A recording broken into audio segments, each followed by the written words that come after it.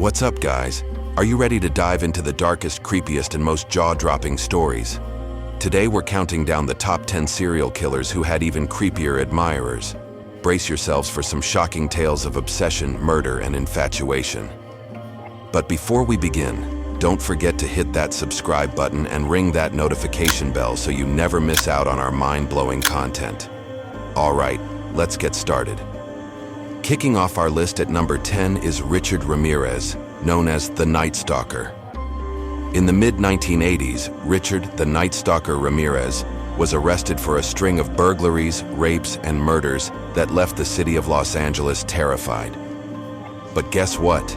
Even after hearing all the gruesome details in court, juror Cindy Hayden fell head over heels for him. She even gave him a Valentine's Day cupcake with words, "I love you," on top.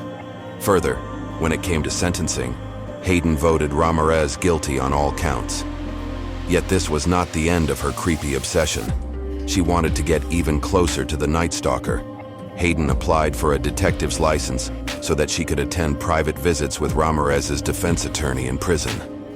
Eventually, her plan worked, and when the attorney left the private room to look for a bathroom, Hayden kissed and groped with Ramirez. Can you believe that? Imagine being so infatuated with a killer that you'd apply for a detective's license to attend private visits. But wait, there's more. At number 9, we have Ed Gein, the man behind the inspiration for some of the most iconic horror characters. At the time of his arrest in 1957, his obsession with his deceased mother led to a house of horrors filled with human remains. But here's the shocking part.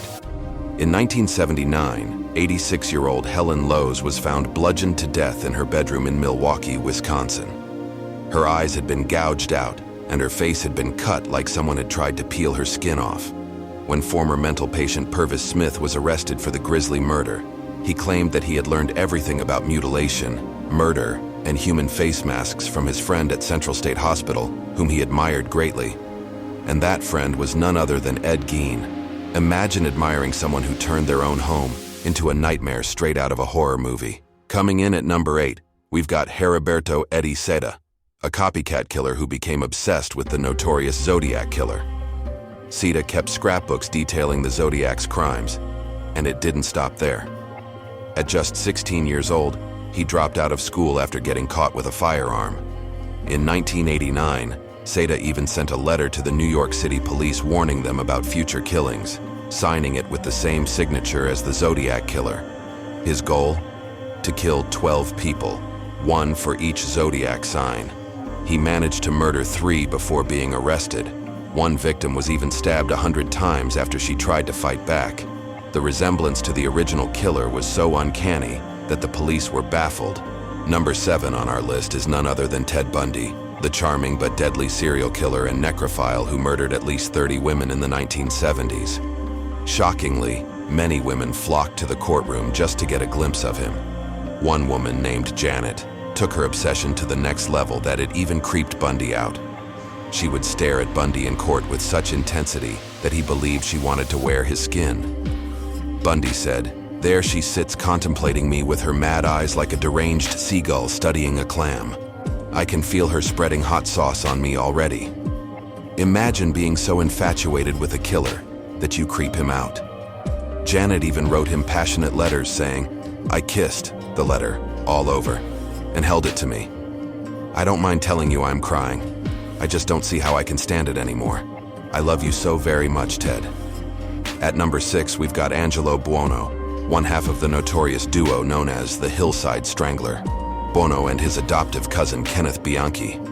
Killers kidnapped, raped, and tortured their victims who were aged from 12 to 28 before dumping their bodies on the hillsides around Los Angeles. But this did not stop mother of 3 Christine Kizuka from falling for Buono. The future newlyweds first met as Kizuka's husband was in a cell next to Buono at Folsom Prison. Following her divorce, Kizuka kept the relationship with Buono a secret from her family until they tied the knot in 1987 in prison. But here's the kicker. The State Department of Corrections said, "He is not recommended to ever have a conjugal visit due to the nature of his crimes against women." Can you believe someone would marry such a monster? Our number 5 spot goes to Jeffrey Dahmer, the gay serial killer who received love letters, gifts, and even marriage proposals from female admirers. On July 22, 1991, there were discoveries of a Polaroid collection of naked, posed, and dismembered bodies in Dahmer's Milwaukee apartment. They also found human flesh dissolving in a vat of acid and a human head in the fridge. Professor of forensic psychology Catherine Ramsland revealed that sometimes women fall for a serial killer as they see the little boy that the killer once was and seek to nurture him. She also explained that others probably believe they can change a man as cruel and powerful as a serial killer. Vice magazine interviewed young women attracted to serial killers. They questioned if the fans were not disturbed by these gory images of the crime scenes. One replied, "It does desensitize people. The gory images get easier and easier to look at. Why were these women so drawn to a man responsible for such heinous crimes?" We'll explore the chilling psychology behind their obsession. Henry Lee Lucas takes the number 4 spot, claiming to have murdered 600 women, although it is believed he falsely confessed to a lot of these murders and the real number is more likely 3 victims. Lucas was first involved with Becky Powell when she was still a minor. In 1982, he drove Powell to a field in Texas where he killed her and scattered her remains. Disturbingly, his female admirer had intended to pose as Becky and clear Lucas of her murder, a sinister plot that never worked out. Creepily, in another incident, one woman was so obsessed with him that she plotted to pose as a former victim he'd murdered. Her sinister plan to free him from prison will send shivers down your spine.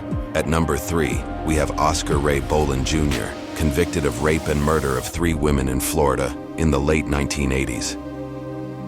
His admirer, Rosalie Martinez, was a public defender who fell head over heels for him. Martinez said her first meeting with Bolin Jr. left her breathless. She even divorced her husband to marry the serial killer. But that's just the beginning of this twisted love story.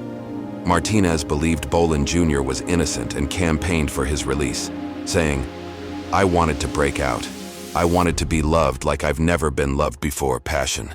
Someone to put me on an emotional pedestal, not with material things." On January 7, 2016, Martinez made a final plea for U.S. Supreme Court to save Bolin Jr. from execution. Those efforts were unsuccessful, and he was executed by lethal injection hours later at the age of 53. It's a bizarre tale of love and devotion in the darkest of places. Taking the number 2 spot is John Wayne Gacy, a serial killer who killed 33 young men and boys. His pen pal Jason Moss posed as the perfect victim to gain Gacy's trust. Moss wrote to Gacy and introduced himself as a young gay man, despite being heterosexual himself. Gacy took the bait, and the pair became pen pals before they eventually met at Stateville Correctional Center. The disturbing letters between them were later published in a book that will make your skin crawl. Tragically, Moss's mental health took a downward spiral, leading him to take his own life at just 31 years old. It's a chilling story of a young man who went to extreme lengths to understand the mind of a killer. And finally, at number 1, we have the infamous former cult leader Charles Manson. After his death, his ashes were handed over to his grandson, Jason Freeman, which eventually took a bizarre journey, ending up in the hands of a tattoo artist named Ryan Gillikin via his close friend named Tony Miller, who was a friend of Freeman. Gillikin mixed them with ink for a fan's tattoo. It gets crazier. Gillikin then met Manson obsessive fan, Patrick Booz, who asked for the words Helter Skelter to be tattooed above his right eye and an X on his forehead, the same as Manson had carved into his own forehead during the infamous trial. Booz requested the tattoo ink to be mixed with Manson's cremated remains, and this request was granted. Booz said, "It's weird that Charles is a part of me now. Kinda creepy, I guess. And I don't think it will affect me in any way." Can you imagine having a serial killer's ashes permanently inked on your body? It's a story that's as eerie as it is shocking. Man, that was a wild ride through some of the most bizarre and creepy admirer stories in the world of serial killers. If you thought you'd heard it all, think again. Also, Don't forget to check out our online store in the link below for more interesting and unique props to celebrate the upcoming Halloween festival. Thanks for joining us today. If you enjoyed this video, don't forget to give it a thumbs up and share it with your friends. We'll be back with more intriguing stories soon, so stay tuned. And remember, truth can be stranger than fiction. See you next time.